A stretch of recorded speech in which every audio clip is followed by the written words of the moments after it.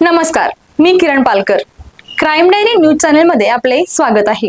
पाहूयात आजच्या ताज्या बातम्या. विक्रमनगर परिसरातील पेट्रोल पंपवर झालेले खून प्रकरणाचा स्थानिक गुन्हे अन्वेषण शाखेने अवघ्या 24 तासाच्या आत उलगडा केला असून या प्रकरणात 3 आरोपी व 2 विधी संघर्षग्रस्त बालकांना ताब्यात घेण्यात आले आहे.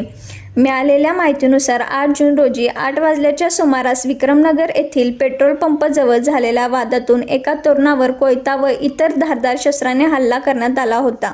या हल्ल्यात गंभीर जखमी झालेला तरुणाचा उपचारादरम्यान मृत्यू झाला. या घटनेनंतर राजारामपुरी पोलीस ठाण्यात गुन्हा दाखल करण्यात आला आहे. घटनेचे गांभीर्य लक्षात घेऊन अधीक्षकांनी स्थानिक गुन्हे अन्वेषण शाखेला तात्काळ तपासाचे आदेश दिले.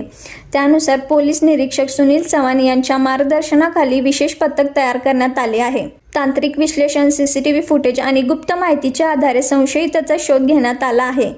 तपासादरम्यान पोलिसांनी 3 आरोपींना आणि 2 विधी संघर्षग्रस्त बालकांना ताब्यात घेतले.